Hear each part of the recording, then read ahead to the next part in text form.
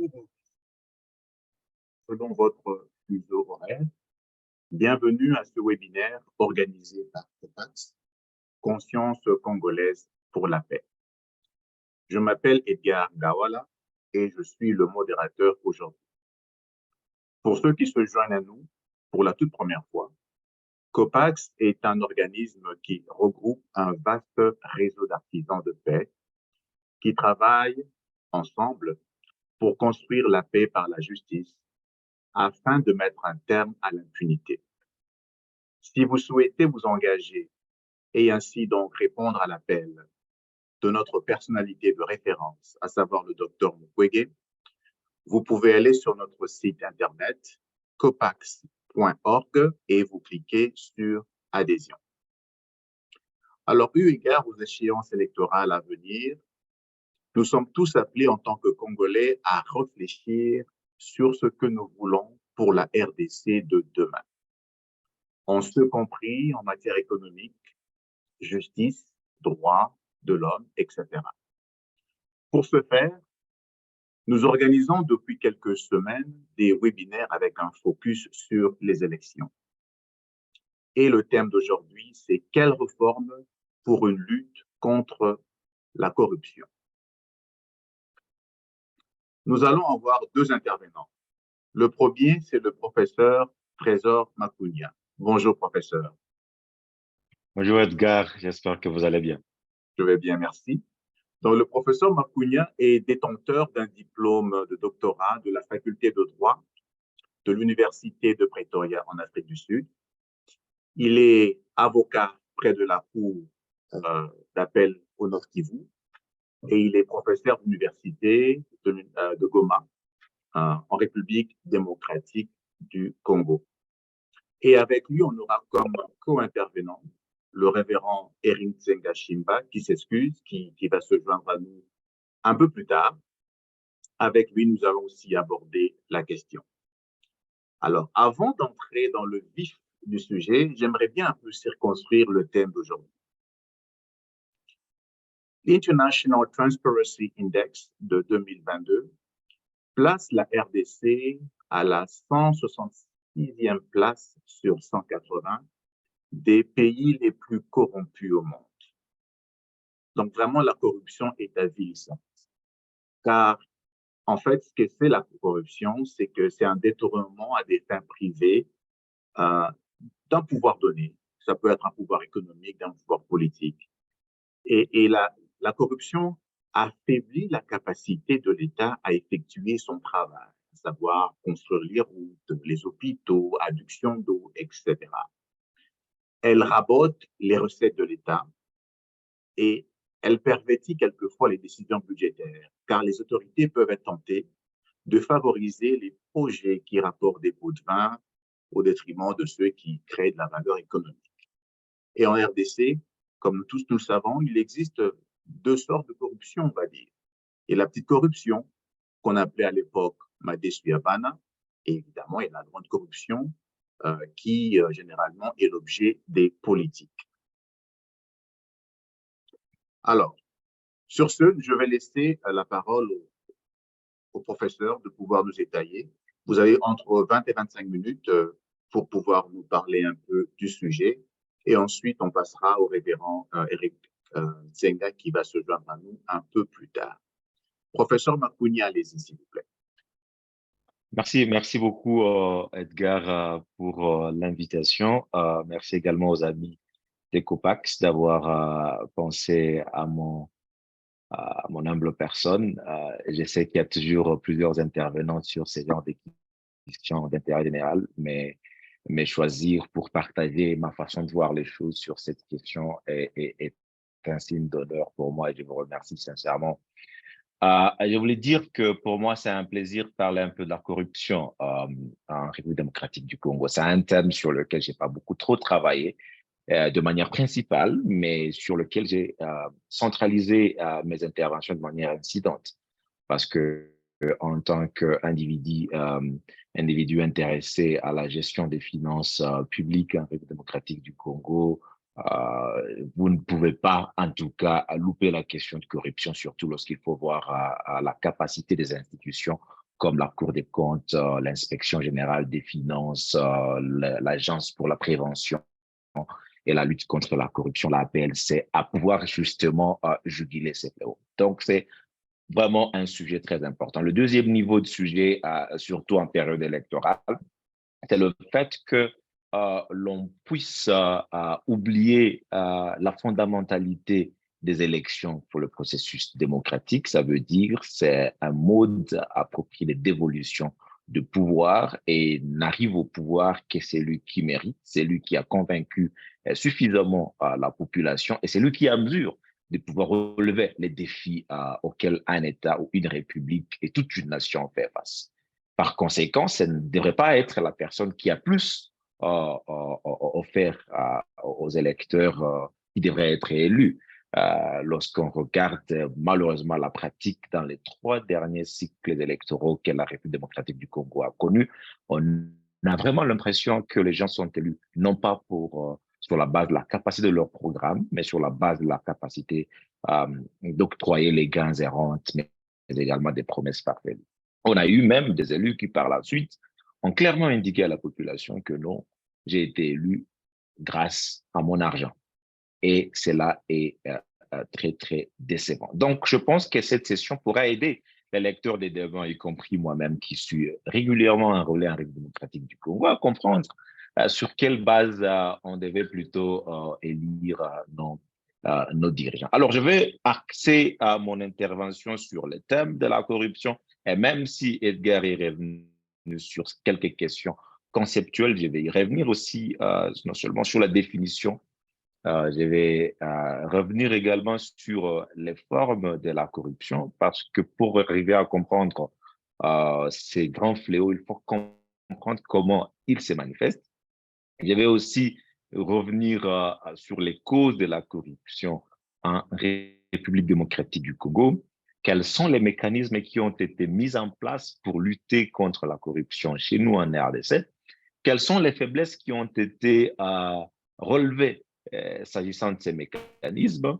Et qu'est-ce que je pense comme voie de sortie pour que nous puissions, autant que faire se peut, à endiguer ces fléaux qui a causé plusieurs victimes, non seulement en termes humains, ça veut dire des gens sont décédés parce que les routes ont été très mal construites, la qualité des routes très mal construite, simplement parce que le financement qui a été alloué à la construction de ces routes n'a pas été consommé à 100%, peut-être seulement utilisé à 40, 50 ou 60%, et les 40% finissent entre les mains d'individus parce que les écoles n'ont pas été construites et les appels des marchés n'ont pas suivi les procédures y afférentes prévues par les lois congolaises. Conséquence, c'est qu'il y a des entités aujourd'hui qui n'ont pas d'école, il y a des places aujourd'hui qui n'ont pas d'hôpitaux, et ces hôpitaux qui ont été construits par moment n'ont pas assez de fournitures, tout simplement parce que quelqu'un, quelque part, a décidé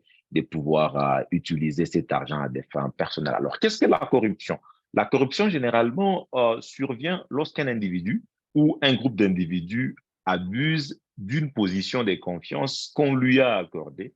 Et dans cette position où il ou elle est placé, où elle se retrouve, cet individu subvertit les règles qui existent, que ces règles soient légales, que ces règles soient extra-légales, et génère ainsi des avantages immérités pour eux-mêmes, ces individus, ou pour des parties tierces. Ces parties tierces peuvent être des amis, des membres de famille, des copains, des copines, et ainsi de suite.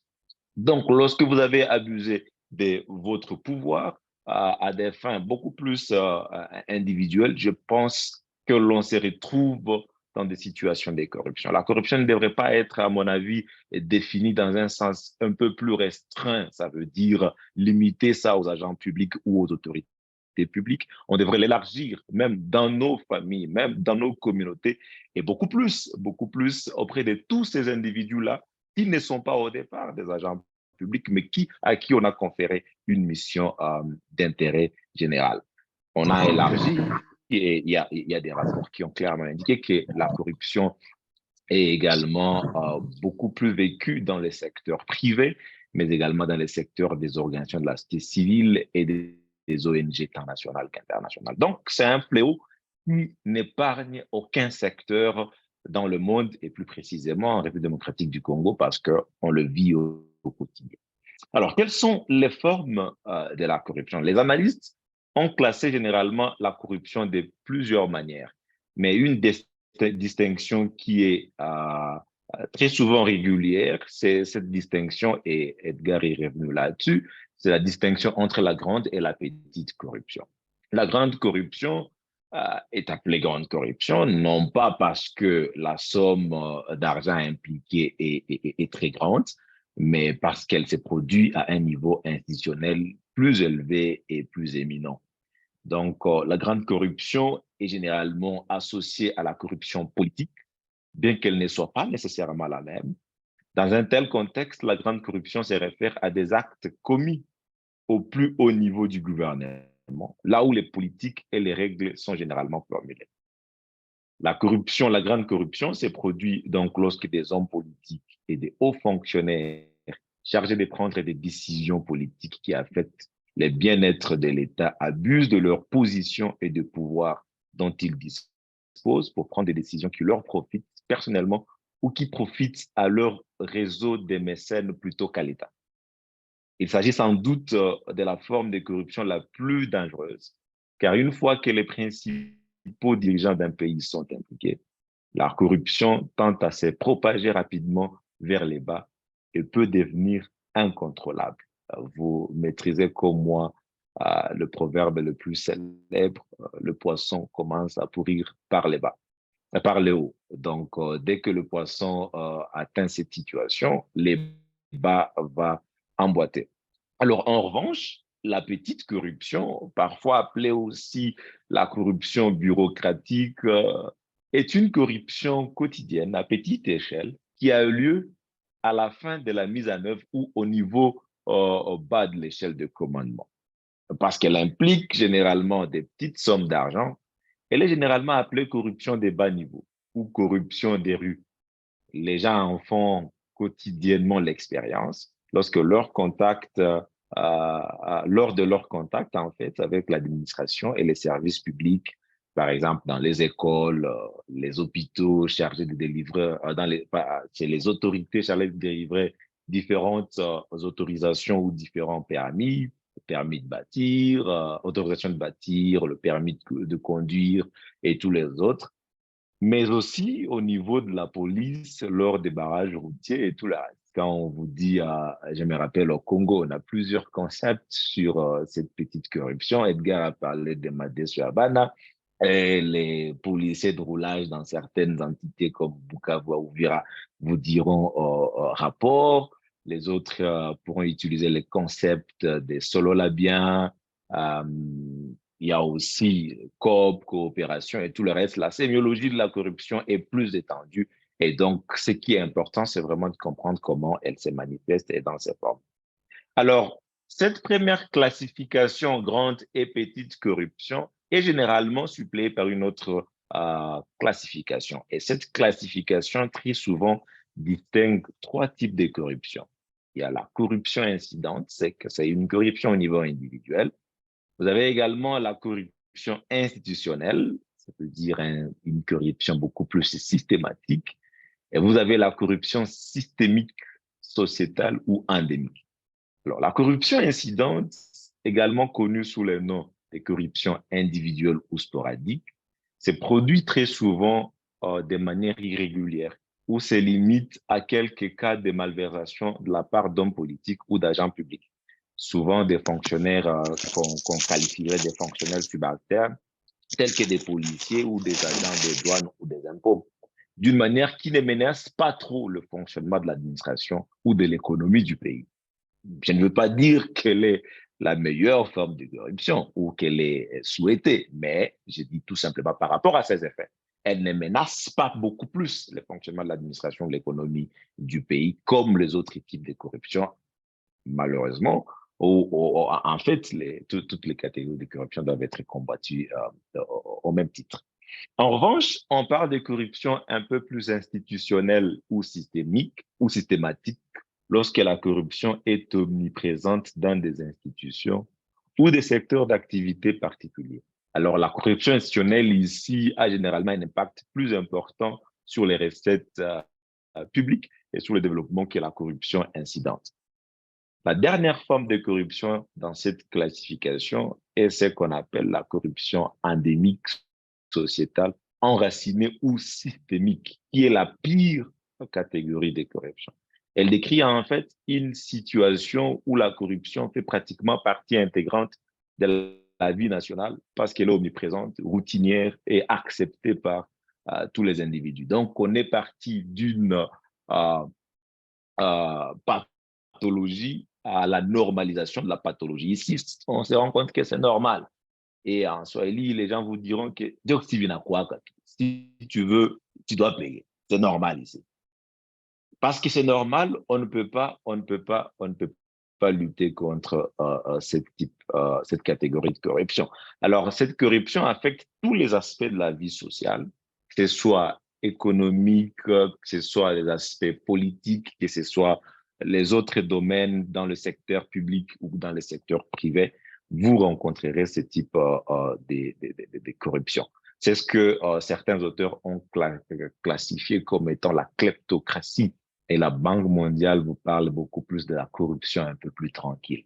Donc, c'est devenu normal. Alors, si on rentre dans notre République démocratique du Congo, quelles peuvent être ou quelles sont en fait les causes de la corruption? Alors, il y a plusieurs causes certainement de la corruption, mais on revient souvent sur, premièrement, la culture de prédation qui date de l'époque coloniale. Alors, lorsque la RDC a fait l'objet de partage en 1885 à la conférence de Berlin et qu'elle est devenue la propriété privée du roi Léopold II, le roi Léopold II a considéré notre terre aujourd'hui comme étant euh, un, une entité qu'il ne devait pas développer, mais plutôt qui pouvait constituer pour lui une vache laitière.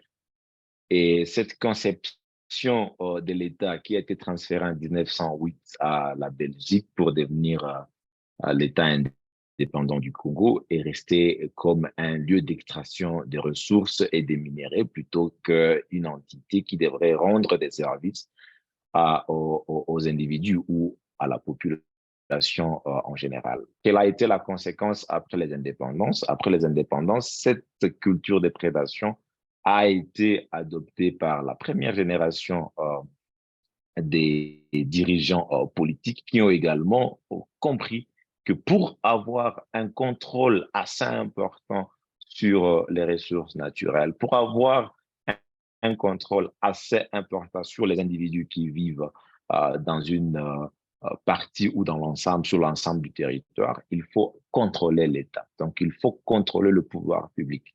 Et l'État est devenu ainsi, donc, non pas accéder au pouvoir public, est devenu non pas une opportunité de pouvoir servir ou de pouvoir atteindre l'intérêt général, mais plutôt une opportunité de lutter contre la pauvreté familiale, d'enrichir les amis et les frères et d'extraire jusqu'à la toute dernière portion toutes les ressources qui existent. C'est ainsi que vous vous rendrez compte que tout celui qui vient au pouvoir avec plusieurs chapelets d'intention arrive aboutit généralement. Donc, toute transformation en Afrique ou en RDC, par exemple, des régimes politiques ou des leaders débouchent généralement sur la même chose, le même résultat. Les mêmes causes produisent les mêmes effets parce que très souvent, on veut accéder au pouvoir pour utiliser l'État et s'enrichir, lutter contre la pauvreté sempiternelle et non pas essayer un peu de développer la République démocratique du Congo. Donc,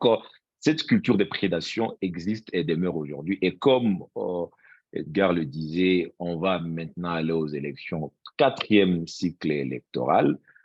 On voit de plus en plus le nombre de candidats. Aujourd'hui, on est à plus de 20 000 candidats députés nationaux. Ainsi donc, on vous rendrez compte que les gens n'ont pas une politique claire de transformation ou lorsque vous leur posez la question quelles sont vos stratégies principales, ils ne le vous diront pas. La deuxième cause, à mon avis, c'est la faiblesse ou la faible mise en œuvre de normes démocratiques ou de normes constitutionnelles découlant de la révolution constitutionnelle qu'on a eue en 2006. Alors, la Constitution de 2006, contrairement aux constitutions qui l'ont précédée, en fait, a à plusieurs égards amené une certaine révolution démocratique et constitutionnelle. D'abord, vous vous rendrez compte qu'il y a une constitutionnalisation du principe de séparation de pouvoir. Donc, lorsqu'on a les trois pouvoirs classiques, le pouvoir exécutif, le pouvoir législatif et le pouvoir judiciaire, qui doivent être séparés l'un de l'autre, ça veut dire le gouvernement qui élabore très souvent le budget national soumet au Parlement qui vote le budget, qui contrôle ces budgets. Et cette séparation de pouvoir, une fois sérieusement respectée, devrait déboucher sur une gestion efficace et efficiente des ressources naturelles, des ressources du pays ou des finances publiques, tout simplement parce qu'on estimerait que lorsque le budget est voté, le Parlement sera assez conscient pour essayer un peu de contrôler chaque dollar ou chaque franc congolais qui a été alloué au gouvernement. Est-ce que cela a été exactement fait comme les bailleurs des fonds généralement le font dans le cadre des fonds alloués aux organisations de la société civile ou à d'autres organisations non gouvernementales?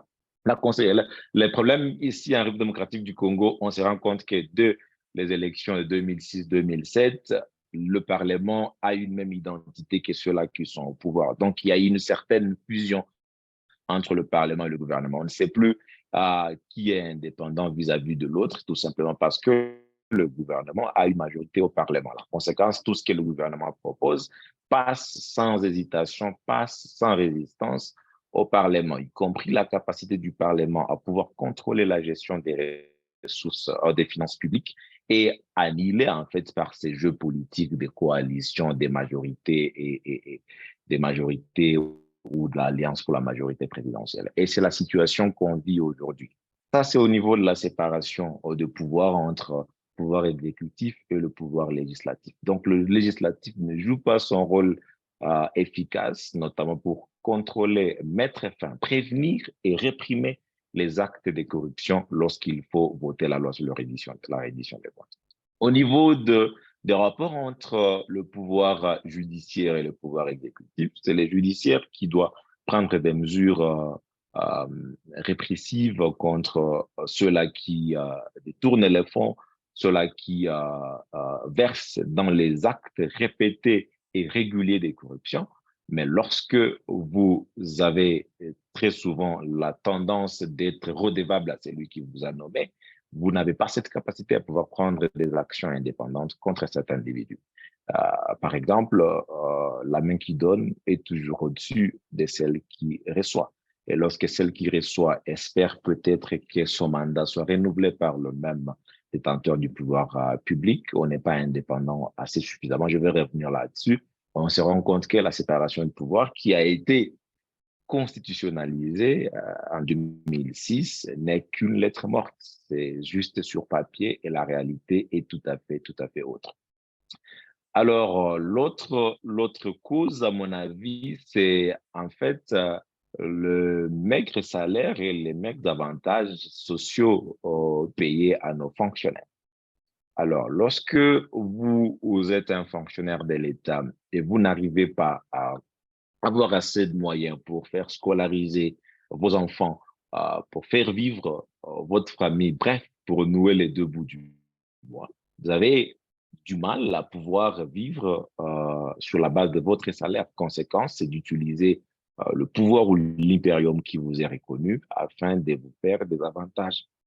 Et c'est là, c'est dans tous les secteurs, que ce soit dans, excusez, que ce soit dans le secteur civil, que ce soit dans les secteurs militaires. Vous avez des militaires qui, à un moment, ne peuvent plus aller au front parce que les avantages qu'ils ont tirés des rapports sont là, les rapports de groupes d'experts des Nations Unies et d'autres rapports qui démontrent clairement comment les responsables les militaires sont en train de pouvoir vivre aux dépens de l'État ou sont devenus des agents commerciaux ou des commerçants, en fait.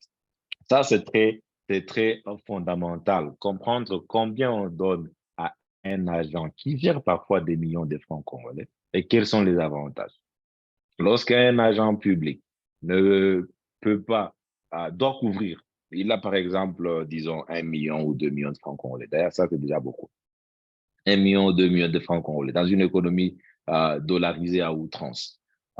Il doit payer seul sa maison, il doit payer les frais scolaires pour ses enfants, il doit couvrir les soins de santé en cas de maladie. Les 1 million, les 2 millions qui non seulement euh, euh, subissent en fait l'effet de l'inflation actuelle en République démocratique du Congo ne vont plus servir à grand-chose. Conséquence, c'est de pouvoir utiliser le pouvoir et puis tirer quelques gains. Vous retrouverez quelqu'un qui a 1 million de francs congolais comme salaire ou comme paiement mensuel, mais qui a une maison 4, 5 étages en ville, en fait.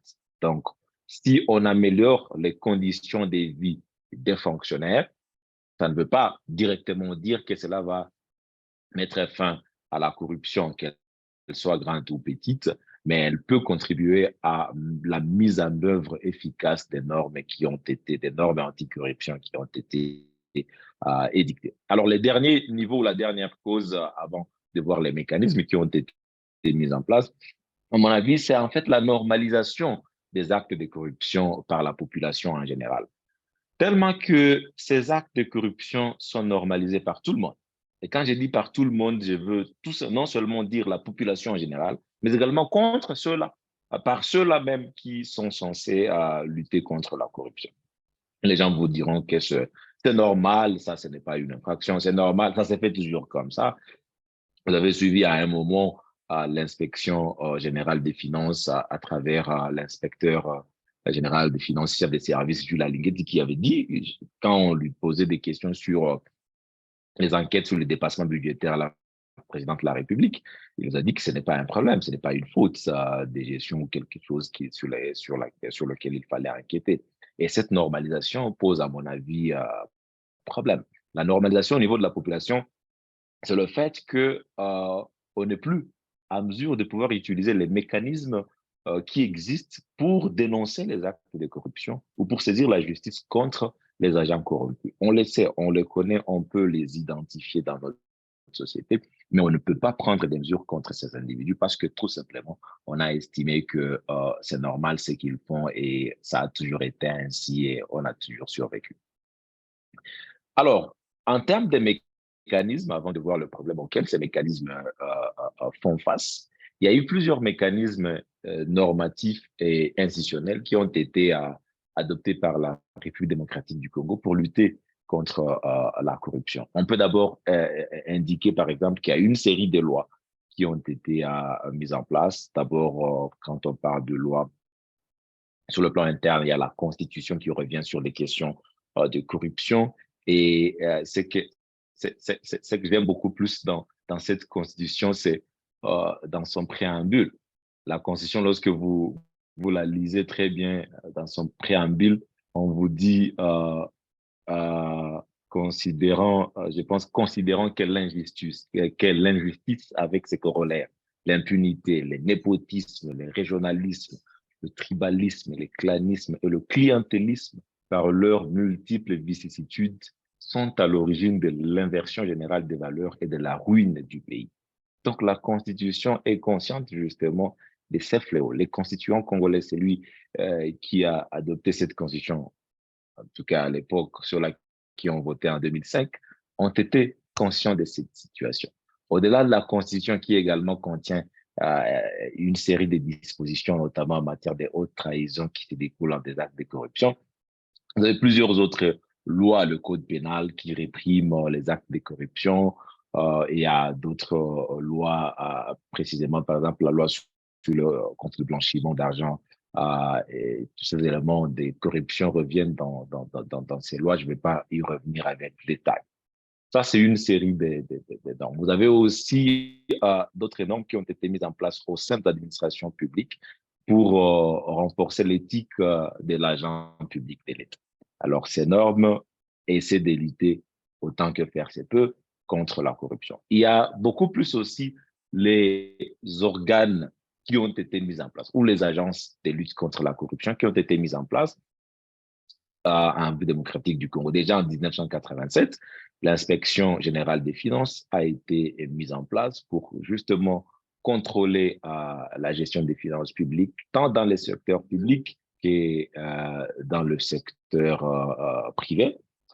L'IGF aujourd'hui a connu certains résultats très importants qu'il faut encourager, même si, comme certains individus ont souligné, certaines des actions de l'IGF ont été un peu sélectives, ont ciblé certains acteurs et n'ont pas rencontré tous les autres acteurs. Je pense que c'est un progrès qu'il faut saluer et recommander qu'il y ait un peu une extension et beaucoup plus maintenant en matière électorale. Il faut renforcer la gestion des finances publiques pendant cette période, parce que maintenant, et les ministres et tous ceux qui détiennent le pouvoir, qui sont candidats ou qui ont une certaine autorité morale, comme on dit sur le parti politique, aimeront utiliser leur poste pour essayer un peu de renforcer leur candidat avec l'espoir que plus vous avez plus vous avez un nombre d'élus très important en RDC, vous le savez comme moi-même, plus vous avez une certaine rassurance que vous aurez des postes ministériels ou des mandataires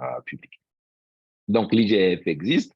Vous avez également sur le plan judiciaire la Cour des comptes. La Cour des comptes qui, selon la Constitution, contrôle dans les conditions fixées par la loi la gestion des finances de l'État, des biens publics, ainsi que les comptes des provinces, des entités territoriales décentralisées et des organismes publics. La Cour des comptes existe et dans une note qu'elle avait faite au Premier ministre en 2022, la Cour des comptes faisait état en fait des fautes de gestion de la part de certains mandataires publics, y compris les ministres de la République démocratique du Congo. Ce qui est très intéressant, beaucoup plus au niveau des dépenses d'urgence, parce que la dépense doit suivre normalement la procédure dans la chaîne de dépenses. Mais il y a ce qu'on appelle les dépenses urgentes. On s'est rendu compte que de plus en plus, au niveau de la gestion des finances publiques, c'est que le détenteur du pouvoir public, les ministres et les autres, recourent plus à la procédure à la procédure d'urgence plutôt qu'à la procédure normale qui, selon eux, peut prendre beaucoup plus de temps, alors que s'il faut recourir à la procédure d'urgence, pourtant réservée à certaines catégories de dépenses, cela va prendre beaucoup de temps. Alors, la Cour des comptes a rappelé le Premier ministre pour que la procédure d'urgence soit utilisée dans des cas purement exceptionnels, mais elle est devenue la règle. Au-delà de l'IGF et de la Cour des comptes, vous avez aujourd'hui les agences telles que l'Agence pour la prévention et la lutte contre la corruption, la PLC, qui a remplacé l'Observatoire de surveillance de la corruption et l'éthique professionnelle. Vous avez la cellule nationale de renseignement financier. Vous avez le comité consultatif de lutte contre le blanchiment des capitaux et le financement du terrorisme, COLUB. Vous avez également le FOLUCO, le Fonds de lutte contre les crimes organisés. Donc, ce sont des agences qui sont mises en place à plusieurs niveaux pour lutter contre la corruption. Le dernier niveau des organes étatiques qui ont été mis en place, c'est en fait au niveau de la gestion des marchés publics et de la passation des marchés publics. Vous avez en premier l'autorité de régulation des marchés publics, l'ARMP. Vous avez dans chaque entité étatique qui doit passer des marchés, ce qu'on appelle la cellule de gestion et de passation des marchés publics, CGPMP, ces cellules qui doivent être installées doivent s'assurer que toutes les normes de passation des marchés publics sont suivies. Il y a eu une étude de la Banque mondiale sur la passation des marchés publics en RDC qui avait justement estimé qu'en matière des normes juridiques, la RDC était avancée sur la régulation du secteur des passations des marchés publics, mais c'est dans l'organisation institutionnelle de ces entités, l'ARMP, la DGCMP, les CGPMP qui doivent être institués partout, que cela pose problème. Non seulement sur le plan institutionnel, mais sur le plan passation de marchés publics concrètes. Vous vous rappellerez par exemple qu'il y a eu un projet à l'époque financé par certaines institutions financières internationales sur la mise en place du système de gestion des passations de marchés publics, le SIGMA, qui n'est pas encore opérationnel, pour essayer un peu de contrôler toute cette procédure et essayer un peu de s'assurer que sur le plan électronique, tout est tracé et il n'y a pas de malversations financières. Mais même si ces mécanismes existent, sur le plan pratique, il y a une étude qui avait été menée par le Centre des recherches sur l'anticorruption CERC, qui a noté les différentes faiblesses. La première faiblesse des institutions qui sont à notre disposition en matière de lutte contre la corruption, sur le manque de volonté politique. On se rend compte de plus en plus que oui, les institutions existent, les normes existent pour lutter contre la corruption, mais l'autorité publique qui doit s'assurer que ces normes soient mises en œuvre ou que les décisions qui sont prises par les organes judiciaires ou quasi-judiciaires soient exécutées, cette autorité n'a pas de volonté de le faire. On dirait que la mise en place de ces normes et de ces institutions sert tout simplement des fins cosmétiques, pourrait être très bien vu par les institutions internationales, parce que vous vous rappelez qu'il y a une série d'institutions, notamment l'IGF, la régionalisation de l'IGF, la Cour des comptes et tout le reste, qui ont été suggérées à l'époque par les mesures d'ajustement structurel des institutions de Bretton Woods et tout le reste. Donc, le deuxième élément, c'est en fait l'interférence politique et la politisation de la justice. Lorsque la justice travaille sur des questions de lutte contre la corruption, il y a toujours ces interférences qui doivent être poursuivies et qui ne doivent pas. Cette sélectivité aussi doit être euh, endiguée et éradiquée. Et beaucoup plus aussi le fait que, une fois condamnés, de plus en plus, les individus se retrouvent 2 mois, 3 mois, une année après, en dehors des prisons. Vous vous rappelez les cas de Willy Bakonga et il y a plusieurs autres cas qu'on peut citer. La troisième raison qui a été invoquée par cette organisation en matière des faiblesses du cadre institutionnel existant, c'est l'inefficacité des institutions et des organes de lutte contre la corruption en raison de manque d'indépendance et de manque de ressources.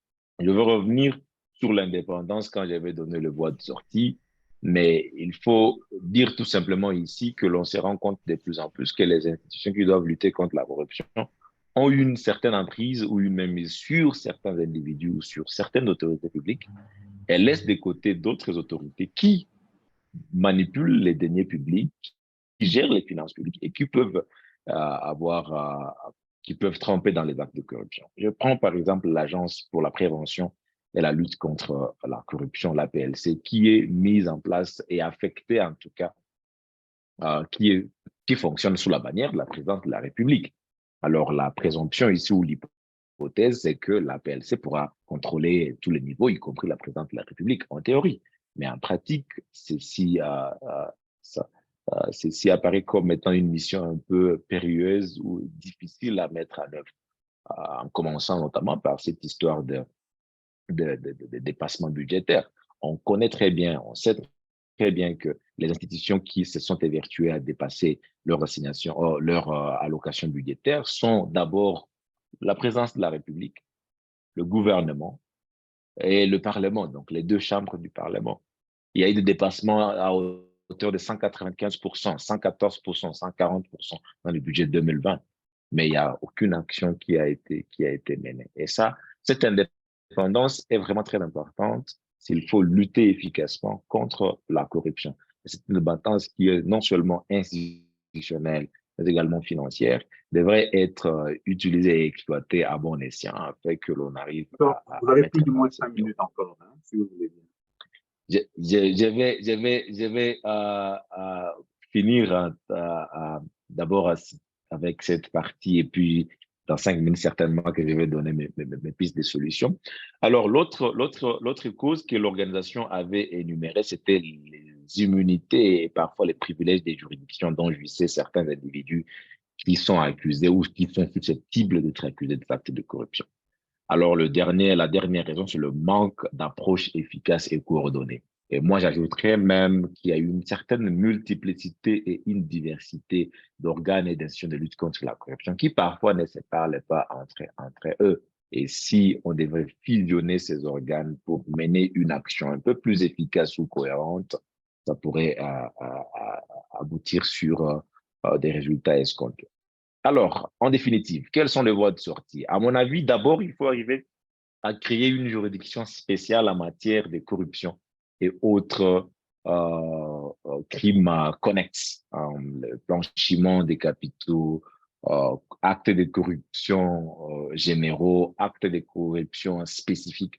Lorsqu'on a une juridiction spécialisée en matière de corruption, et cette juridiction doit être mise en place comme une institution, soit être incluse, soit être incorporée, voulais-je dire, dans le pouvoir judiciaire en général, avec des actions d'indépendance, ce qui poserait à un moment un problème, mais beaucoup plus, il faut voir comment mettre en place une telle institution comme une institution d'appui à la démocratie et arriver à constitutionnaliser la mise en place de cette institution. Ça veut dire ici, n'est pas l'institut à travers des lois ordinaires ou de lois organiques, mais beaucoup plus réviser la Constitution, instituer cet organe et clarifier les mécanismes d'indépendance de cet organe. Donc, les présidents de la République et les autres institutions ne devraient pas être directement impliqués dans la nomination de leurs animateurs.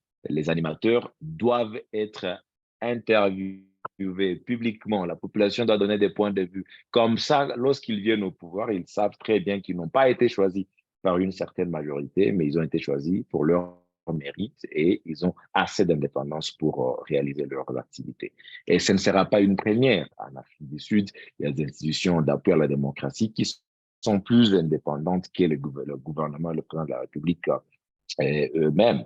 Vous avez vu comment Zuma et Ramaphosa ont fait l'objet d'enquêtes et des actions répressives contre la corruption en Afrique du Sud. Donc, c'est possible que cela soit fait en Afrique. Il faut arriver également à renforcer la capacité institutionnelle, organique et constitutionnelle des organes qui existent. Donc, si l'IGF fonctionne sous la bannière de la présidence de la République, son indépendance, à mon avis, est limitée, même si théoriquement, elle peut être garantie.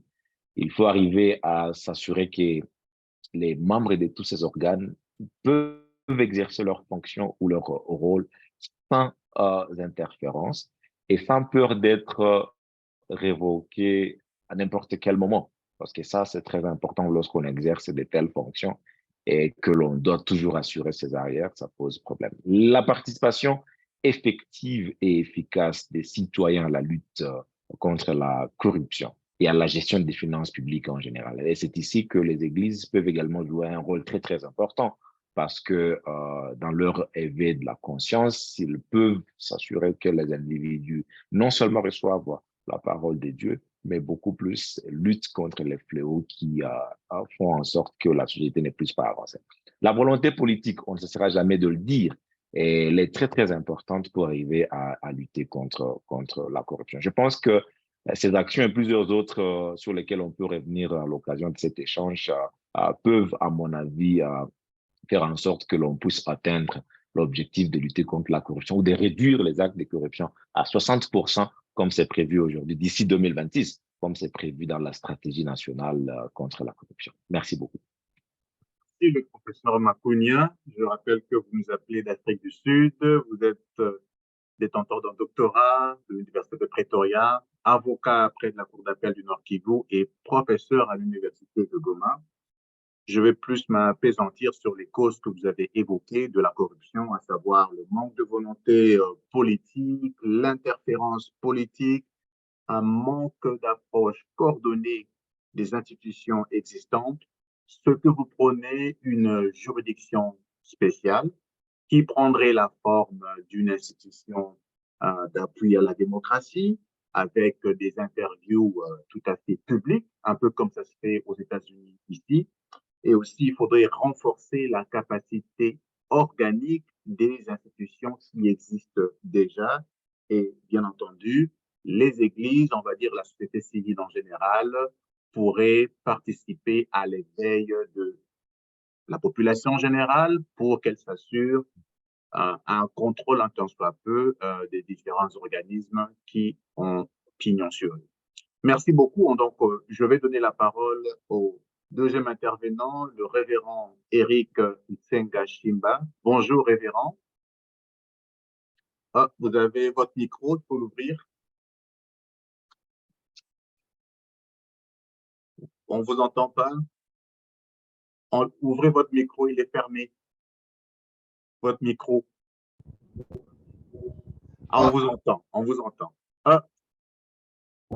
Merci de nous associer à ce grand travail, ces grands débats, j'allais dire. Merci au professeur. Je suis un peu les causes qu'il a présentées et surtout les propositions. Mais en même temps, l'invitation qu'il lance à l'Église de se joindre à ce niveau de sensibilisation et d'éducation. Révérend, on vous entend un peu loin. Oui. Pouvez-vous vous rapprocher du micro, s'il vous plaît? Là, vous m'entendez bien? Oui, oui, ça va. Maintenant, ça va. Allez-y.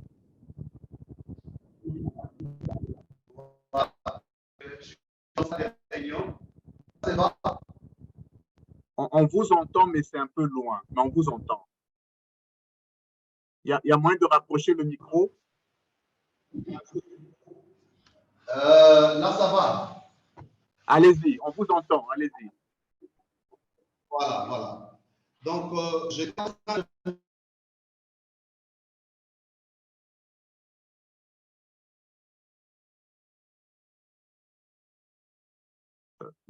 Révérend, vous êtes muté, on ne vous entend pas et on ne vous voit pas.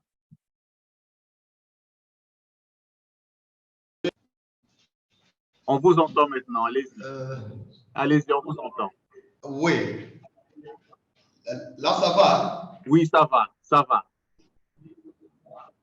Voilà. Je disais que la lutte contre la corruption est inscrite dans notre vision en tant qu'Église de Christ au Congo au travers de la commission Justice, Paix et Sauvegarde de la création.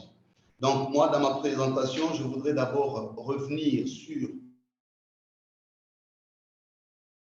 fait l'Église de Christ au Congo en cette matière pour s'assurer de quelle manière l'Église organise ce grand travail de lutte contre la corruption de manière efficace. Au deuxième point, je vais montrer les outils que nous utilisons pour ce travail. Et le troisième point, je donnerai des propositions pour essayer de rendre beaucoup plus efficace ce que nous faisons déjà sur le terrain. Donc, le premier point, c'est de rassurer que, nonobstant ou en dépit du fait d'être une église, une institution ecclésiastique qui travaille au sein de la société, l'Église de Christ au Congo organise au sein du département Justice, Paix et Sauvegarde de la création le programme de la bonne gouvernance. C'est un programme qui travaille dans le sens des luttes contre la corruption, en partenariat avec d'autres organisations de la société civile et même avec l'IGF. Donc ici, d'abord, c'est pour insister sur le fait que cette thématique rentre dans notre ligne doctrinale qui veut à ce que la gouvernance, la bonne gouvernance, soit améliorée au sein de notre société, notamment au niveau de l'État. Donc, et nous travaillons, deuxième point, sur les outils. Quels sont les outils que nous réglons? Il y a plusieurs outils que nous mettons en œuvre et je pense que ça pourrait nous aider dans ces échanges. Le premier outil, c'est l'éducation civique et la sensibilisation. Donc, c'est là où le professeur s'était arrêté. Nous avons deux façons de faire. Il y a ce qu'on appelle des enseignements catéchétiques. Donc, nous essayons d'élaborer au travers de nos catéchèses données aux fidèles, ça c'est en interne, une sorte d'éducation civique sur la lutte contre la corruption qui figure parmi les facteurs de la pauvreté de notre population. Nous sommes en train de travailler en collaboration avec le département d'évangélisation pour que ceci devienne aussi des prédications dans la ligne de prédication, que l'Église n'arrive pas, ne se limite pas seulement à dénoncer, mais que même au travers de nos différents enseignements, nos différentes prédications, qu'on commence à organiser des enseignements en rapport avec la lutte contre la corruption. Mais troisièmement, nous avons aussi mis en place un mécanisme au niveau éducationnel, donc l'éducation formelle, de nos écoles, mais aussi au niveau des universités, pour commencer à développer une campagne beaucoup plus vaste de lutte contre la corruption. Nous pensons qu'une des façons de lutter efficacement contre la corruption est celle d'éduquer de manière vraiment massive et objective la population. Voilà pourquoi nous avons commencé à l'interne avec des mécanismes ou des outils de catéchèse, de prédication, mais la commission justice et paix est en train aussi de mettre en place des outils de sensibilisation de masse sur la lutte contre la corruption. Pourquoi? Parce que le concept lui-même n'est pas bien compris au niveau de l'imaginaire collectif. Chacun donne un peu une compréhension de la corruption. Parfois, on confond la corruption de ce qu'elle n'est pas, ou on ignore ce qu'est la corruption par rapport aux actes habituels. Donc, comme Église, nous pensons qu'une bonne éducation, une bonne sensibilisation de la population nous amènerait à une appropriation nationale de cette lutte. On ne peut pas limiter la lutte contre la corruption au niveau institutionnel ou au niveau des acteurs politiques. Nous pensons qu'il est impérieux de ramener ces combats au niveau de la base pour que le peuple souverain, par exemple, nous allons vers le processus électoral. Très bientôt, nous allons lancer une campagne, ce qu'on appelle la construction de l'intelligence collective, pour essayer de donner à la population les outils d'appréciation des projets de société des futurs candidats, c'est-à-dire les offres politiques. Et nous allons insister, parmi les outils, les indicateurs d'appréciation des projets de société, qui est un canevas qui parle essentiellement de la lutte contre la corruption. Donc ça, c'est déjà un exemple que je donne par rapport à ce que nous sommes en train de faire. Nous avons aussi constaté qu'il n'y a pas sur la question de lutte contre la corruption. Ça devient un fléau qui se normalise, mais en même temps qui se passe à presque toutes les échelles de la société. Il n'y a pas qu'au niveau institutionnel ou au niveau des entreprises publiques, mais nous constatons la corruption même au bas niveau de la société. Vous arrivez à un endroit, pour qu'on vous rende un service, alors qu'il est des droits, on vous oppose l'argument de payer un frais. Vous arrivez quelque part, même pour trouver un parking, alors que c'est libre, alors que ce n'est pas payant, vous trouvez un policier qui vous fait payer. Tout service rendu commence à avoir comme corollaire ou comme répondant les coûts de billets des banques. Donc, et vous voyez à quel niveau notre société est fortement influencée par la pratique de la corruption. Donc, ça quitte les niveaux conceptuels, ça atteint les niveaux pratiques d'une vie normale de notre société. Et même dans le système des églises, même dans le système de la société civile de manière générale. Donc, nous considérons la corruption comme un fléau transversal qui affecte notre système social, politique et juridique. Et c'est comme ça que j'ai dit, parmi les outils ou parmi les priorités de l'Église du Christ au Congo, c'est renforcer la sensibilisation et l'éducation civique par rapport à cela. Et cela nous amènera à une appropriation nationale du combat. Mais deuxièmement, c'est de renforcer le mécanisme extra-institutionnel de contrôle. C'est ce qui s'est fait, je crois que le professeur l'a dit en passant, et j'apprécie la proposition qui est allée jusqu'à souhaiter la mise en œuvre carrément d'une institution autonome, moi je dirais une institution citoyenne. Parce que la grande difficulté, c'est que dans notre société, les institutions ou les services qui sont habilités à faire ce travail de lutte contre la corruption deviennent de temps à autre instrumentalisés ou politisés, fortement politisés même. Et par conséquent, ils deviennent ces instruments de l'État comme des instruments de règlement des comptes ou d'orientation politique. Ce qui devrait naturellement, au regard de notre droit constitutionnel, nous amener à développer d'autres mécanismes de contrôle citoyen extra-institutionnels. Nous le faisons par exemple avec le professeur Mouteba, qui est très avancé par rapport au suivi de la loi des finances, au suivi de l'exécution budgétaire. Nous avons créé aujourd'hui un réseau avec quelques organisations de la société civile qui suivent un peu en amont. La grande difficulté, c'est que notre population, même l'intellectuel ou même les organisations de la société civile, viennent a posteriori au contrôle, je ne dirais même pas les contrôles, mais aux réactions postérieures. Donc, nous agissons souvent de manière a posteriori. Nous sommes en train de penser, en tout cas sur abondamment à ce qu'a dit les professeurs, qu'une institution, donc j'appuie cette proposition, une institution carrément citoyenne, qui serait inscrite dans le cadre d'une institution d'appui à la gouvernance, parce que nous avons des institutions d'appui à la démocratie, mais jusque-là, on n'a pas pensé aux institutions citoyennes d'appui à la gouvernance. Donc, comme je l'ai dit, si j'ai pu appuyer, nous les pensions, mais pas au niveau de proposer une institution carrément. Nous pensions plutôt renforcer le mécanisme du contrôle extra-institutionnel. Mais comme je l'ai dit, honnêteté scientifique oblige, nous pouvons appuyer cette proposition du professeur pour finalement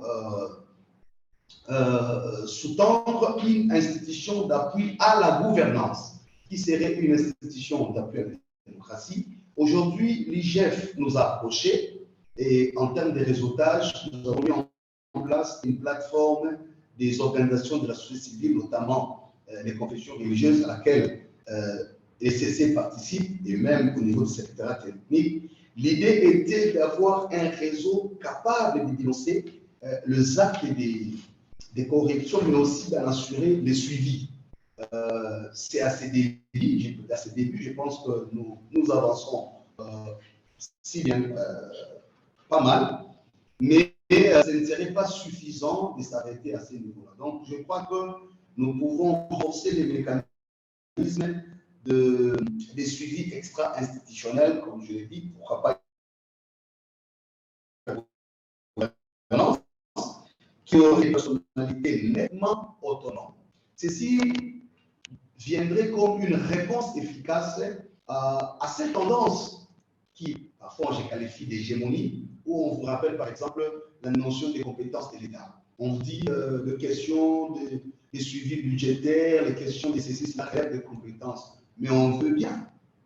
Dans l'hypothèse où, dans notre société, nous remarquons continuellement que certains animateurs des institutions, certains mandataires de l'État sont eux-mêmes trompés. Certains outils ou mécanismes supposés assurer le contrôle pour lutter contre la corruption sont par moments eux-mêmes corrompus. Alors, comment nous pouvons faire? Donc, l'idée de mettre en place cela me semble bien intégré. Dernière proposition que nous mettons en place serait organiser des séances publiques dans le cadre de renforcement de ce que nous avons mis en place à l'ECC, les groupes de participation, les groupes de gouvernance, les groupes d'action de gouvernance participative. Donc on appelle ça GAGP, groupe d'action de gouvernance participative. L'idée est de déconcentrer, sinon de ramener les débats à la base. Parce que très souvent, nous avons remarqué d'après notre monitoring, lorsqu'il se discute par exemple la loi des finances, que ce soit les universitaires, les étudiants, on voit même dans certaines universités, dans la nôtre, université protestante, très peu sont des professeurs, que ce soit en économie ou en droit, qui incitent, qui poussent les étudiants, par exemple, à suivre les CRS que les débats au niveau du Parlement. Et sans parler des assemblées provinciales. Donc, nous pensons que ramener les débats de la lutte contre la corruption à côté de la sensibilisation pour informer et impliquer davantage la population serait ingrat en tout. Et là, on peut cibler parce que nous, par exemple, nous avons ciblé des casernes. Il y a un projet que nous sommes en train de mener avec l'appui de quelques partenaires dans les camps militaires. où l'idée est d'identifier les jeunes leaders. Nous avions appelé ça identifier les citoyens invisibles, les citoyens qui parfois ne participent pas souvent au débat public ou à l'action de la gouvernance, ou au contrôle de l'action de gouvernance. Nous sommes en train de nous situer dans ces types des catégories des sociétés. Nous avons le peuple des autochtones qui sont aussi ciblés, nous avons les étudiants au sein des universités qui sont ciblés, pour essayer d'amener les grands débats autour des méfaits de la corruption, mais aussi en même temps de préparer les nouveaux leaders qui vont diriger le pays dans les jours à venir.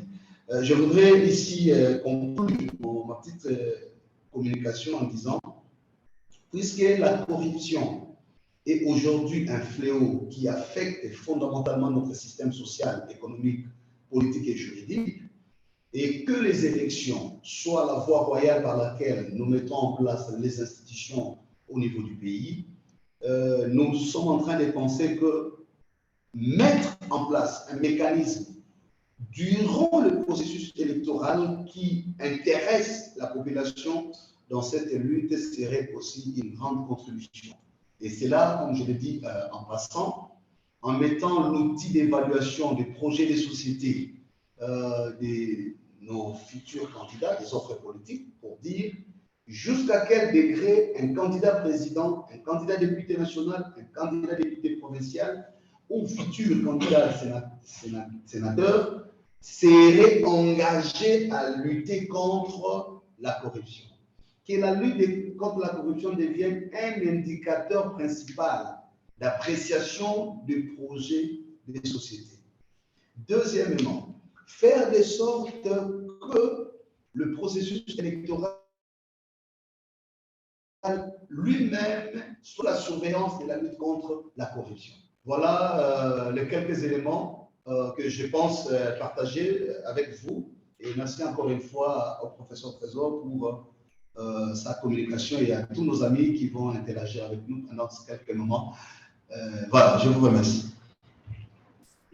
Henri Nsenga, je rappelle que vous êtes pasteur et aumônier universitaire, porte-parole de l'ECC, secrétaire général de la Commission Justice, Paix et Sauvegarde de la création de l'Église du Christ au Congo et coordonnateur national du consortium de la société civile pour la promotion de la justice transitionnelle en RDC.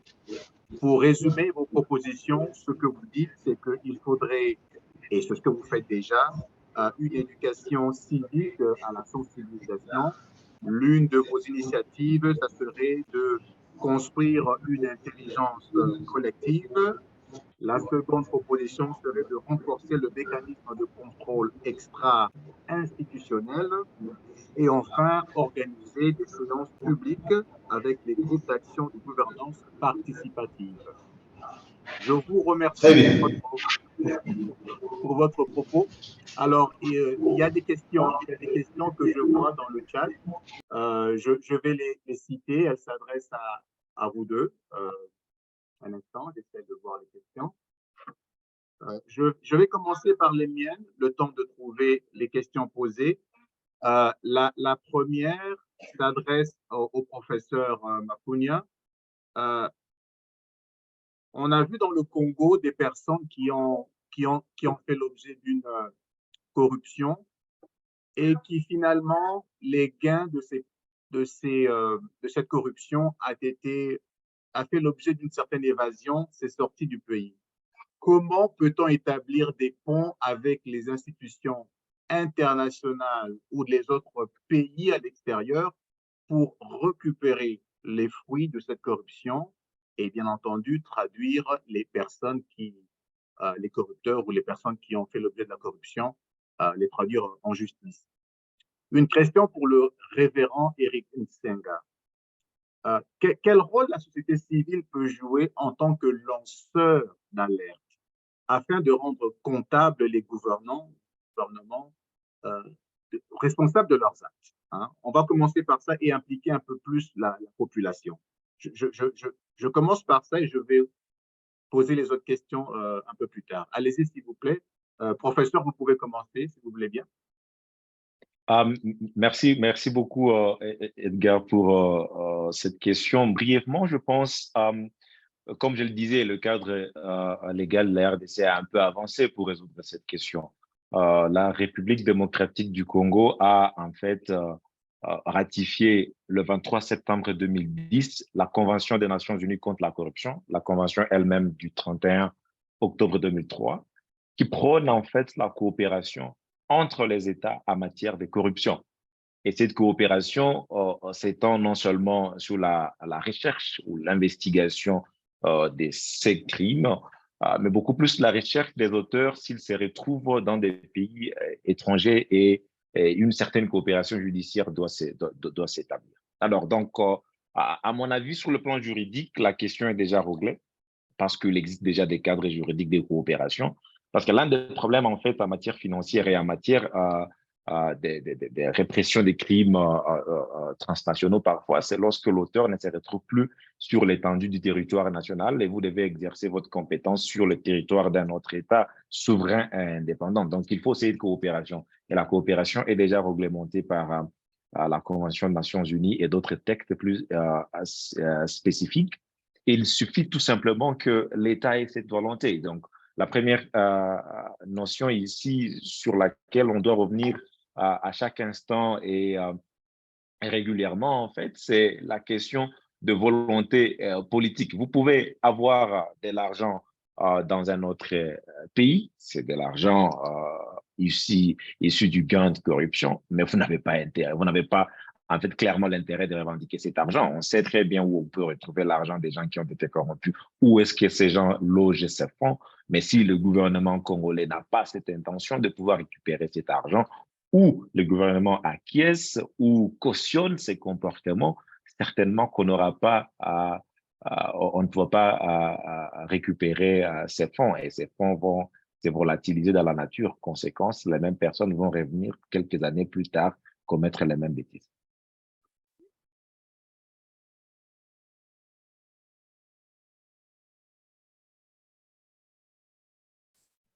Vous êtes peut-être en mute? Je parle. Vous m'entendez? Ouais, oui, maintenant, oui. Donc, oui, le révérend Eric Tsenga, je ne sais pas si il peut répondre à la question lui posée.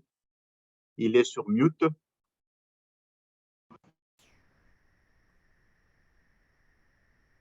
Révérend? Je pense que de notre côté, il y a trois propositions pour renforcer les rôles d'alerte. La première des choses, il faudrait faire de la lutte contre la corruption une priorité de la société civile. Parce qu'en fait, l'une des faiblesses de la société civile dans notre pays, c'est aussi cette façon d'aller de manière dispersée et parfois dans des concurrences moins objectives. Donc, nous pensons qu'il faudrait avoir un mécanisme qui concentrerait la question dans l'ordre de priorité des actions de la société civile et identifier par conséquent les organisations qui travaillent dans ce sens-là. La deuxième des choses, c'est qu'il faudrait que nous ayons un projet-programme en termes d'horizon, bien ficelé, bien élaboré, qui précise même les indicateurs. Parce que ce qui s'est fait sur terrain en termes de lanceurs d'alerte, je crois que vous avez suivi même à un moment des organisations de la société civile en train soit de se contredire, soit même d'être utilisées les unes contre les autres dans la manipulation politicienne. Parce qu'on ne peut pas avoir une société civile efficace qui peut lutter, mener ses combats des lanceurs d'alerte si elle-même demeure vulnérable par rapport aux interactions politiciennes.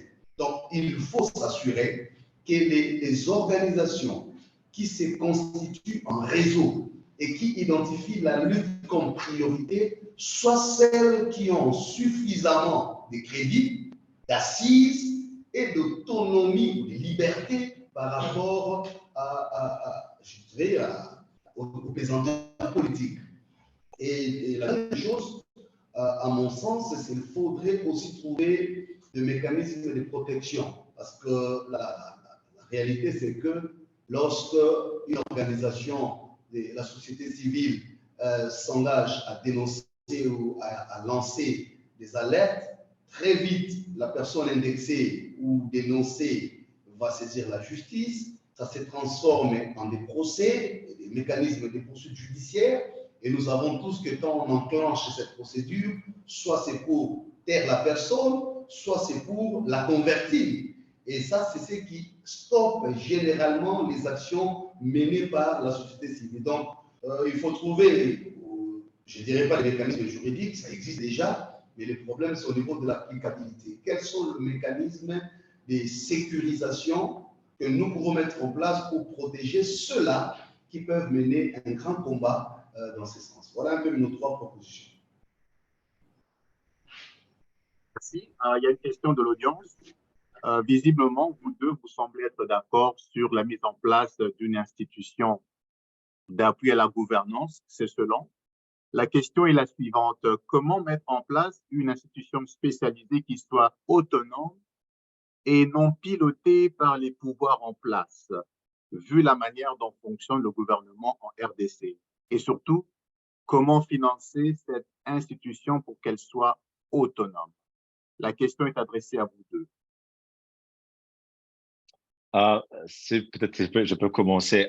Pour revenir à la question précédente, je voulais faire noter un élément très important à mon avis. À l'époque, le conseil spécial du chef de l'État en matière de lutte contre la corruption, le Zolo Bambi, avait indiqué que chaque année, la RDC perdait 15 milliards de dollars dans des actes de corruption ou d'activités qui relèvent de cette catégorie. 15 milliards de dollars représentent, bon, peut-être à l'époque, le pourquoi il l'avait dit, c'était pratiquement le triple du budget de la République démocratique du Congo, si les budgets étaient à l'époque à 4 milliards. Ou aujourd'hui, c'est peut-être on peut aller même au double, ou en tout cas, ça peut financer l'entièreté de notre budget. Donc, 15 milliards voudrait également dire qu'on n'aurait pas besoin d'appui, d'aide budgétaire internationale émanant de n'importe quelle institution financière sur le plan international. La question ici que l'on se pose, c'est qui a intérêt à mettre fin à la corruption afin que l'on soit suffisamment indépendant comme État? Qui a intérêt à faire en sorte que l'argent qui se retrouve dans des coffres des banques étrangères aux États-Unis, en France, en Grande-Bretagne ou ailleurs, rentre au pays selon les normes? On le sait, on sait très bien qu'il y a de l'argent qui existe quelque part. Il y a des rapports qui ont clairement indiqué. Mais qui essaie un peu de faire ces processus pour que l'argent revienne à la République démocratique du Congo? Ça découle justement de la volonté politique sur laquelle on est revenu. Et c'est à ce niveau que moi, je vais répondre à la question qui nous est posée. Comment on peut mettre en place une institution lorsqu'on sait que les institutions qui existent peinent déjà à réaliser leur mandat ou à effectuer leurs activités? Donc, il faut qu'il existe d'abord une volonté politique pour mettre en place une institution indépendante et suffisamment effective. Ce n'est pas une institution qui est mise en place à des fins cosmétiques. Ça veut dire on voudrait également être vu par la communauté internationale ou par les Nations Unies parce qu'on est parti à la Convention des Nations Unies contre la corruption depuis 2010 et que la Convention nous exige de mettre en place des mécanismes juridiques et institutionnels efficaces. Il faut qu'on mette cette institution. Cette institution doit être suffisamment indépendante. Ça veut dire sa mise en place, comme je l'avais proposé, devrait découler de la révision constitutionnelle. Pourquoi il faut constitutionnaliser une telle institution? On présume qu'une institution qui a été mise en place par la Constitution, ça veut dire par les constituants, a des garanties juridiques d'efficacité et d'indépendance sur le papier. On ne peut pas enfreindre à son indépendance comme on veut. On ne peut pas couper à l'aide budgétaire ou ses fonds comme on veut. Tout cela doit être clarifié dans la Constitution. Et cela, je prends l'exemple, par exemple, de certaines institutions d'appui à la démocratie de l'Afrique du Sud. Bon, le révérend Senga a parlé beaucoup plus de l'institution d'appui à la gouvernance. Bon, aussi longtemps que les résultats est le même, à mon avis, c'est peu importe la nomination de l'institution et si les garanties sont mises en place, d'accord. Alors, donc, il faut arriver à constitutionnaliser une telle institution et à mettre en place les organes qui soient indépendants des autorités politiques. Comment, par exemple, on peut y arriver? Le premier élément, aujourd'hui, lorsqu'on prend la composition de la Cour constitutionnelle de la République démocratique du Congo. 9 membres émanant, 3 de la présidence de la République, nommés par le président, 3 nommés par le Parlement, et 3 par le Conseil supérieur de la magistrature. Nulle part, on vous dit, par exemple, que ces membres doivent être nommés après un processus de consultation publique et populaire, comme on le voit dans des pays comme les États-Unis ou en Afrique du Sud, où les membres de la Cour constitutionnelle postulent et les candidatures sont scrutées par un comité composé des activistes de la société civile, de membres de l'opposition, et de la majorité au Parlement, de membres du gouvernement et le Conseil supérieur de la magistrature. Dans une commission claire, on scrute les candidatures et on les met à la place publique. La population ou le public en général commente et ceux-là qui seront présélectionnés sont interviewés publiquement. Si c'est une institution composée de 5 ou 7 juges, à mon avis, il faut arriver à interroger 15 ou 20 personnes et puis proposer à la nomination du président de la République ou d'autres institutions appropriées le nombre ou des personnes qui seront instituées. Techniquement, la personne saura qu'elle est venue au pouvoir ou qu'elle est devenue juge de cette cour spécialisée, non pas par les faveurs du président de la République ou du Sénat ou de l'Assemblée nationale, mais parce que la personne a réussi aux têtes. Ça, c'est le premier élément. Le deuxième élément, c'est au niveau de l'indépendance ou de la garantie financière. On doit s'assurer que les fonds qui sont alloués à cette institution découlent directement du budget national et il n'y a pas des mécanismes qui sont mis en place pour essayer un peu de frustrer l'institution sur le plan financier. Le troisième élément, ça doit être une institution qui accorde un accès direct à la population, y compris aux lanceurs d'alerte. Le problème qu'on a avec certaines institutions judiciaires, c'est qu'il y a une technicité un peu plus élevée pour saisir la juridiction. Il faut avoir l'intérêt à agir, il faut avoir la qualité. Et donc, si vous n'êtes pas affecté directement par une mesure ou par une action, vous n'avez pas la qualité de pouvoir saisir cette institution. Et cela crée une certaine lourdeur pour les individus qui voudraient dénoncer ou qui voudraient porter devant cette institution des actes de corruption. Donc, il faut essayer un peu de libéraliser l'office de cet organe pour que les contentieux d'intérêt public soient portés devant cet organe. Le dernier élément, je pense que le révérend Senghai est revenu là-dessus, il ne faudrait pas qu'une cour spécialisée contre la corruption et les autres infractions économiques soit une institution de répression des opposants, comme on l'a vu dans certains pays, par exemple au Bénin, où de plus en plus la Cour de répression des infractions économiques et autres infractions liées au terrorisme et autres la CNIL est maintenant utilisée contre les opposants. Il faut arriver à renforcer son indépendance, à faire en sorte que dans la nomination des individus, qui est une certaine un certain recul par rapport à ceux-là qui sont au pouvoir, parce que ce qui est important, à mon avis, c'est de comprendre que ces genres d'institutions ne sont pas là pour servir à une majorité au pouvoir ou un régime particulier, c'est pour servir toute une nation, toute la République, et comme vous le savez, les hommes passent, les institutions restent.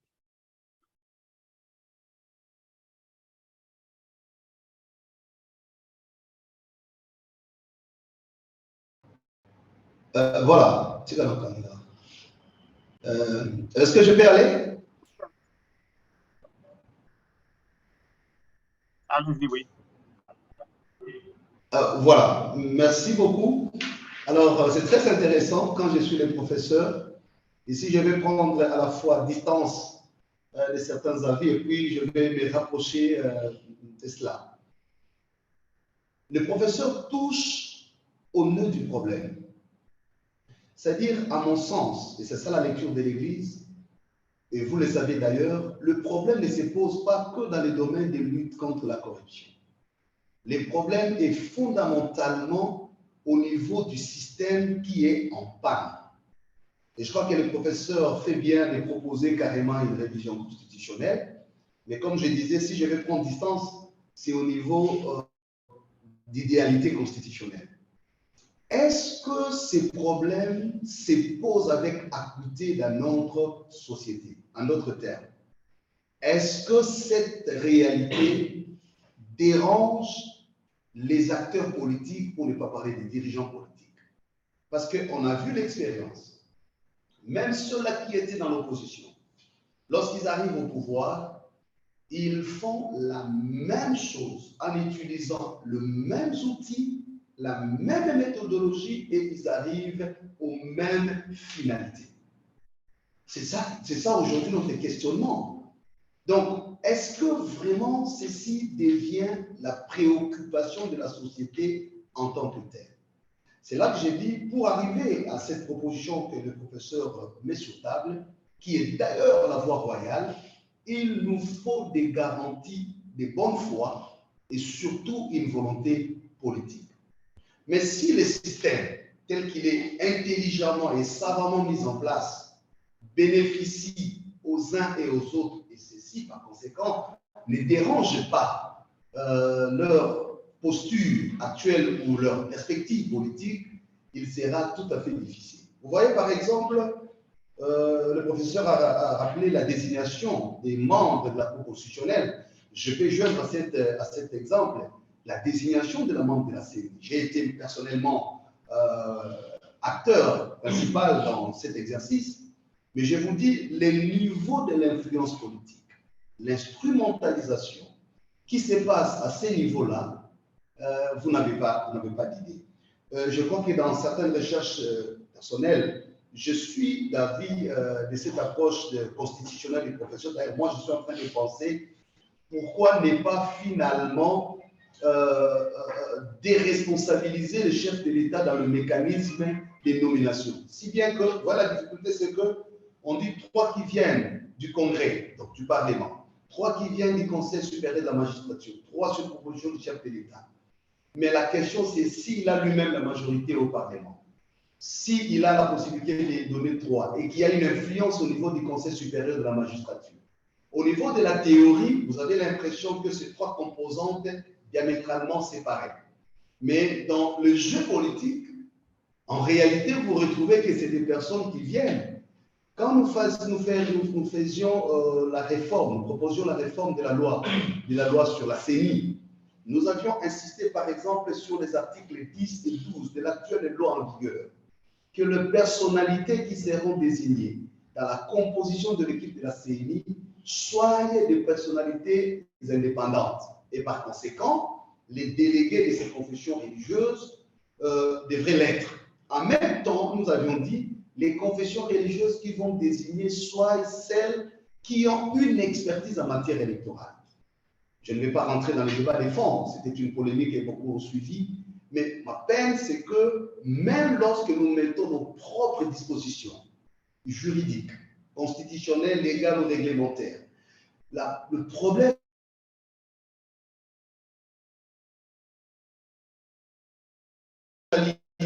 la même loi pour des fins politiciennes et ça nous met en difficulté. Et ça, je lance la balle à Copax. Peut-être qu'il faut que nous approfondissions encore cette réflexion sur le mécanisme des désignations. Mais je suis d'accord avec les professeurs sur les postulats. Il nous faut une institution constitutionnalisée, ce qui lui donne non seulement des garanties, mais l'encadrement juridique de l'institution. Mais la question, c'est jusqu'à quel degré les animateurs feront usage du principe de l'ingratitude légitime. Et c'est ce qui fait défaut chez nous. Parce que même lorsqu'on sait comment les gens parviennent à ces postes de responsabilité, mais c'est à quel degré sont-ils engagés au principe de l'ingratitude légitime? C'est-à-dire le principe qui veut que même si j'ai été nommé par l'acte de l'ordonnance du président de la République, mais je reste redevable à ma conscience et à la loi. Beaucoup, malheureusement, vous trouvez par exemple les institutions qui sont supposées assurer les contrôles, que ce soit au niveau institutionnel, au niveau juridictionnel ou au niveau des services de l'État, ont souvent tendance à une allégeance au régime en place. Donc, ça, c'est déjà, ça nous éloigne justement de la perspective des autres civilisations.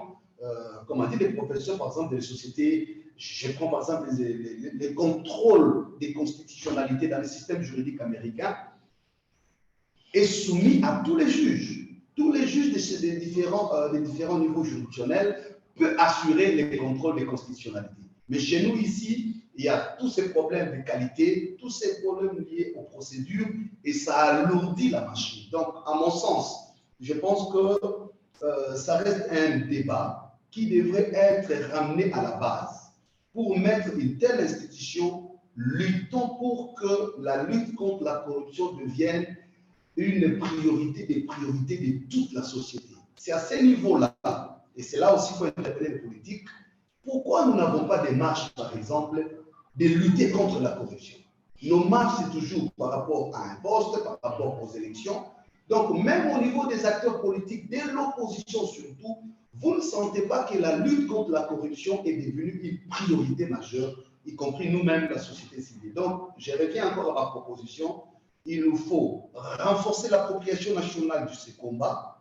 Au niveau des procédures juridictionnelles, j'épouse la proposition du professeur, donc une révision constitutionnelle pour instituer une telle structure, mais en même temps veiller aux procédures d'institutionnalisation ou des désignations des animateurs. Mais ce qui est intéressant dans ce que le professeur dit, c'est parfois ouvrir la compétition dans la rationalité en mettant en place une commission qui serait en amont autonome pour désigner les candidatures, les examiner. Mais là où je suis resté, j'ai gardé les distances à la proposition, c'est comment assurer ou maintenir l'autonomie de ces animateurs une fois à la tête de cette institution. Parfois, les problèmes ne se posent pas toujours dans la procédure de désignation qui peut être rationalisée ou qui peuvent être rationalisées, mais c'est dans les comportements de l'exercice du pouvoir ou des compétences, parce que là, on est fortement exposé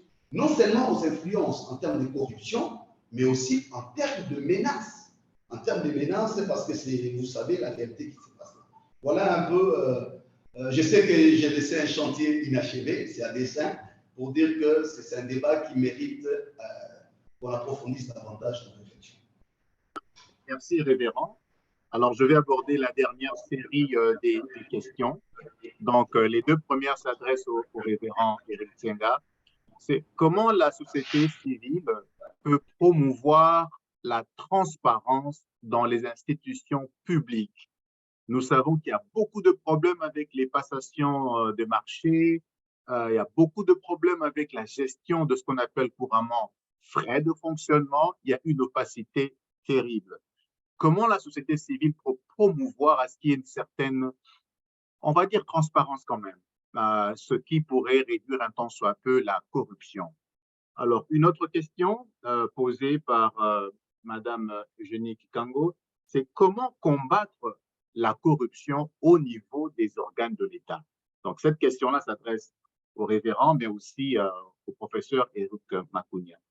Et pour le professeur, les deux dernières questions, nous avons des outils juridiques qui existent, qui fonctionnent ou qui sont utilisés comme leçon.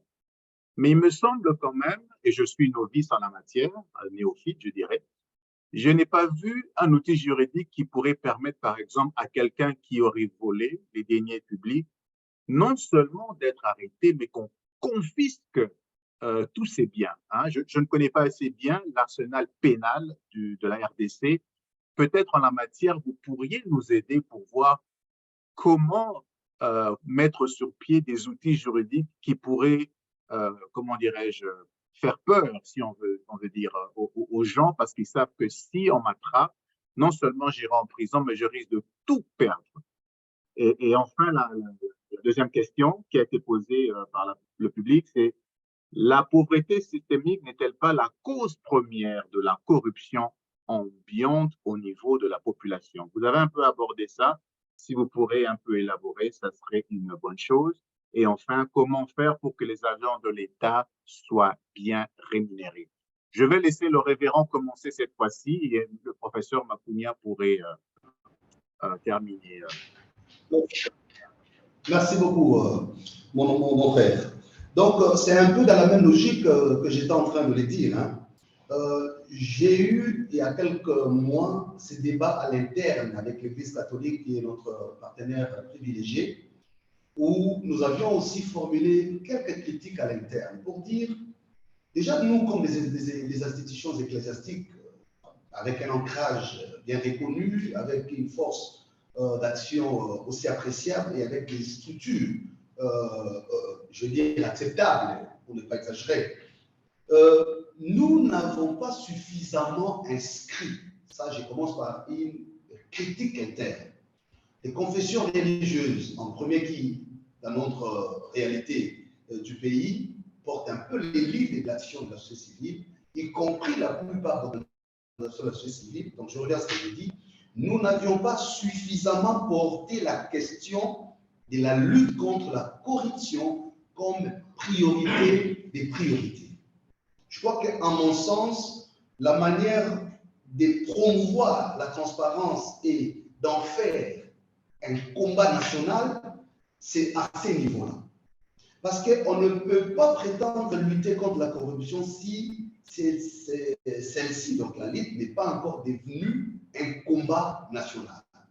Moi, je crois que c'est là le point de départ. Donc, ça nous renvoie à repenser un peu, pas au niveau conceptuel, la conception est déjà là, mais c'est au niveau opérationnel, que nous arrivions à opérationnaliser ces combats pour que ça rentre dans plusieurs outils qui interviennent dans ce que nous appelons l'engagement prophétique ou la mission prophétique.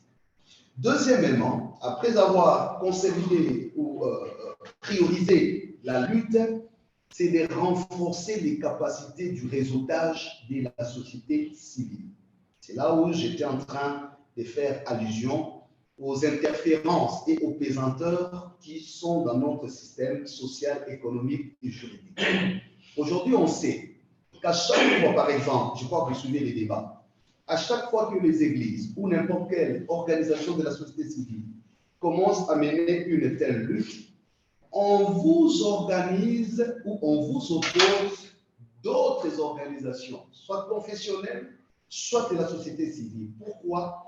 Parce que la notion ou l'approche critique semble ne pas encore avoir été intériorisée par la plupart de nos populations. Là, nous sommes dans le domaine de la démocratie et par conséquent, vous paraissez comme les ennemis soit du pouvoir en place, soit du régime en place, soit des responsables ou des mandataires publics quelconques. Et qu'est-ce qui se passe? Vous avez des contre-feux, des campagnes médiatiques, des diabolisations, parce qu'on vous présente a priori comme les ennemis du pouvoir. Donc, pour contourner cela et promouvoir à la lutte, comme je dis, il nous faut arriver à fédérer les efforts de l'organisation de la société civile et, comme disait le professeur, à rendre ces combats impersonnels et objectifs. Que ça ne soit pas non plus récupéré par les opposants, parce que nous ne le faisons pas simplement pour accuser les régimes et donner les béquilles à l'opposition. Non, ce n'est pas ça l'essence. Que ça soit un combat impersonnel, objectif et structuré. Structuré dans la mesure où on peut identifier les différentes échelles où se passe la lutte contre la corruption. Et je pense que de ce point de vue, ça va augmenter la voix de l'Église, de la société civile, et ça nous empêcherait de considérer ces combats comme un règlement des comptes, comme une affaire des opposants vis-à-vis du pouvoir. Et parfois, on nous entremêle, nous, comme société civile confessionnelle, dans un camp ou dans un autre, selon les positions que nous prenons. Je joins directement à la deuxième question. Et comment cela peut se faire au niveau étatique? Au niveau étatique, je crois que nous venons de renchérir avec les professeurs. Je me suis appuyé à la proposition du professeur d'avoir une institution constitutionnalisée qui peut lutter contre toutes ces choses. Le débat est resté ouvert au niveau à la fois de la procédure des nominations, mais aussi à l'autonomisation ou à la garantie de l'autonomie de gestion de cette institution. Mais je pense qu'au niveau étatique, il faut ici rappeler qu'il existe déjà des outils de l'État. Nous avons l'IGF, nous avons les cours des comptes, nous avons même le Parlement en ce qui concerne les contrôles. Le Parlement est aussi habilité, notamment je parle de l'Assemblée nationale en priorité. Le problème, c'est comment est-ce que les institutions étatiques et les institutions et services étatiques habilités font ce travail. Voilà pourquoi nous en venons à la proposition, pour moi je disais, qui est double. Le professeur a proposé une institution qui serait constitutionnelle, donc moi j'ai appelé à mes termes une institution d'appui à la gouvernance, ça c'est une chose, ou alors le mécanisme du contrôle extra-institutionnel. Cette fois-là, il faut une responsabilité citoyenne, mais il faut un engagement suffisant avec des outils efficaces pour assurer un contrôle extra-institutionnel qu'on appelle généralement un contrôle citoyen. Voilà, voilà un peu mes réponses. Merci, révérend. Professeur, la parole est à vous.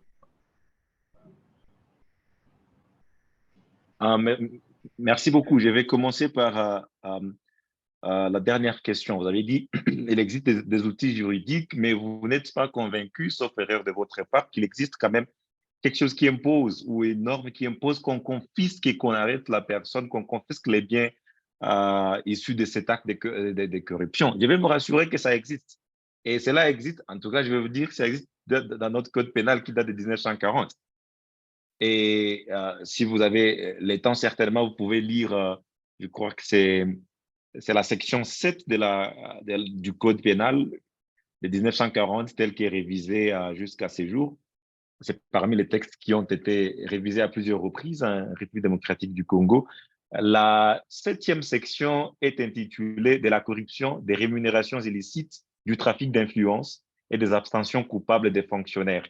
Alors, le premier paragraphe de cette section qui est pertinent à votre question, c'est sur la corruption des fonctionnaires publics, des officiers publics, des personnes chargées d'un service public ou parastatal, de toute personne représentant les intérêts de l'État, des arbitres ou des experts commis en justice.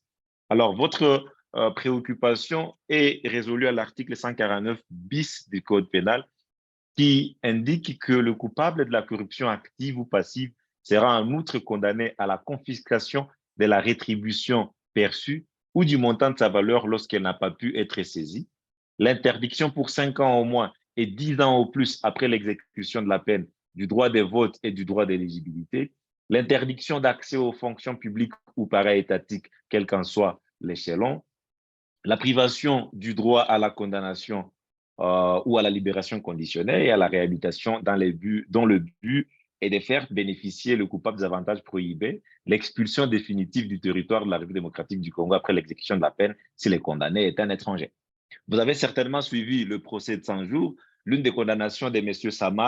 Sami Jamal, c'était l'expulsion du territoire de la République démocratique du Congo. Ça, c'était un élément. Vous avez également suivi le procès d'un autre ministre de la Santé.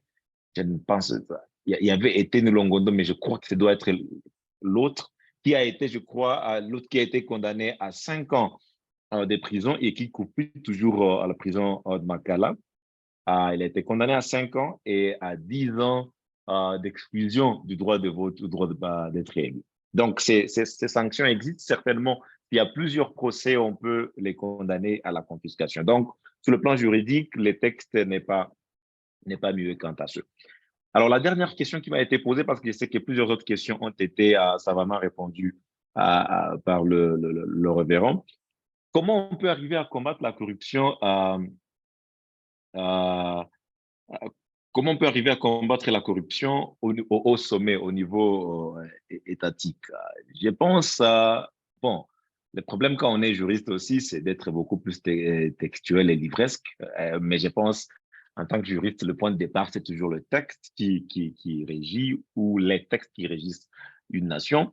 Il existe des textes qui peuvent être très bien mis en œuvre par nos juridictions. Lorsque je parle des juridictions, je parle par exemple du procureur général près la Cour constitutionnelle aujourd'hui. S'il y a des actes de corruption qui sont à imputer à un premier ministre en fonction ou au président de la République, il y a une procédure à suivre pour déclencher les poursuites. Donc, il faut qu'on arrive